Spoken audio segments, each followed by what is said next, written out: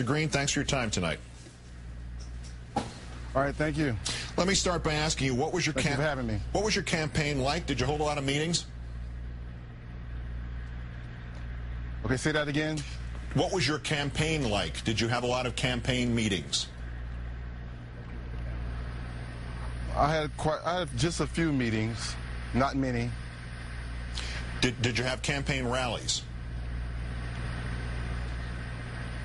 Nothing formal, just informal rallies, just informal meetings, rather. Did you go door to door to meet the voters? How did they find out who you were?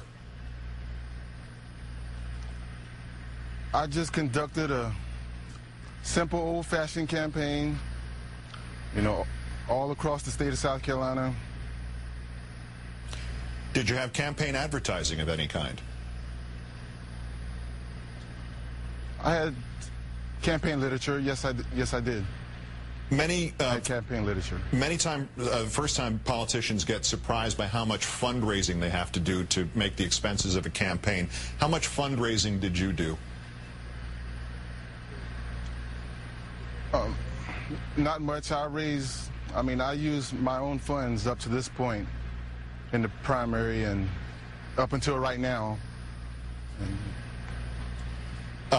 How do you think the people who voted for you on Tuesday knew who you were, or even that you were running? I think that, you know, I think that they saw, I think that they, no, I just think that they recognized, I think they heard of my name when I was campaigning across the state, you know, just to pass the word on, just by word of mouth. But I just got the word around, you know. It was not luck. I had 60% of the vote. I had 60% of the vote. 60% of the vote is not luck. You know, that's a decisive win.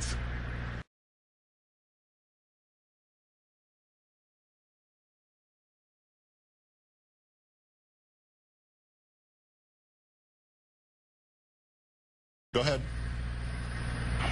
Yeah, I heard that there are some, I had people calling, there's just some false sites out there that I'm not operating. You know, that's something that I just got today, that there are false sites out there, you know, relating to me and my campaign. And I just want to let everyone know that there are sites out there that don't have my authority. The charge of felony obscenity last year, would you care to address that with this opportunity to do so? I have no comment on that. Can you say whether or not a public defender was assigned to you?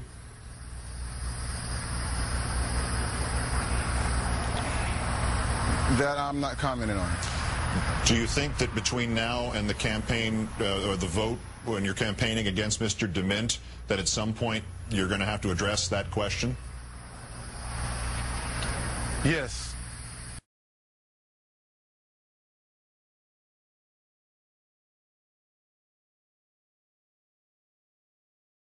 I've always been a Democrat, and I am the best candidate for United States Senate in South Carolina. Who paid the $10,000 for your campaign to run? It was my personal money from the Army. From where? Army. From the Army. Personal money that I saved in the Army. All right, because you're unemployed, right? So that was part of your savings. Yes. Okay. You're facing a felony charge. Can you explain to the voters, to the viewers, what that's all about? I have no comment. No comment. Did you commit a crime? Nothing on it. No comment.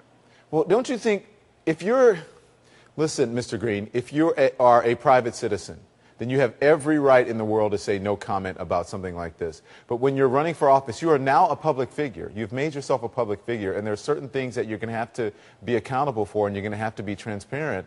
And more people than me are going to be asking this question about that. So do you have any comment about committing a crime?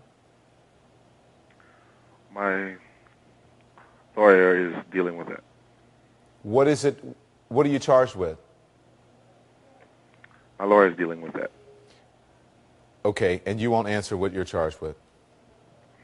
And you won't tell us what happened? My lawyer is dealing with that. That's going to be a matter of public record, and by you not talking about it, people are going to think it makes it look like you have something to hide if you don't want to talk about it. I want to talk about the issues that we... But that is an issue. The people of your district have the right to know whether or not they're going to elect someone who is convicted of a crime or may be convicted of a crime or someone who committed a crime. Okay, yes, okay. It relates to the third issue that I'm concentrating on, justice in the judicial system. We want to make sure that punishment fits the crime. We know that, well, I'm not going to, we know about the statistics in the judicial system in our country. Okay, it seems, are you talking about your platform now, or are you talking about this being charged with a crime? I'm talking about my platform in general. We know... Okay, I've asked you about your platform. We've already, that line of questioning, you told me about what your platform. You said jobs, education. And justice. And justice. Okay, so yes. Then talking about the justice system. Yes. What about your own particular bout with the justice system? What do you say to that? Did you commit a crime? My lawyer is dealing with that. Okay. 2 lawmakers from your state have concerns that you may have some sort of mental impairment. What's your response to that? Who are those lawmakers? There are 2 in your state. Name them. Talking. Kari Sellers and Todd Rutherford say that. Well, I say that back to them then. Okay. If you were they're the knuckleheads. How are they the knuckleheads? And what's funny about that? Well, that's just...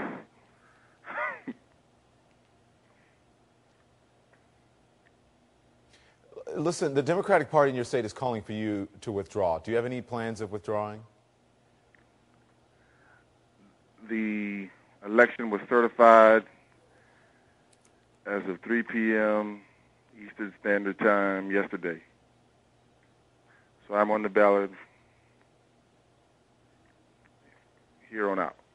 I'm in all the way, and I'm the best candidate for the United States Senate. Okay. In this race in South Carolina. Okay. Are you always this soft-spoken? Are you okay right now? I'm fine. You're fine. I'm okay. You're mentally sound, physically sound.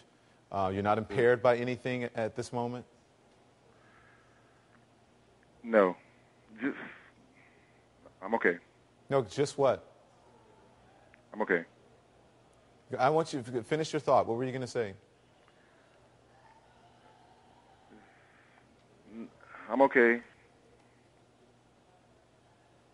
You don't sound okay. I mean, quite honestly, you don't sound okay. And if you're not, then you should let us know if you're not okay. Are you impaired by anything right now? No.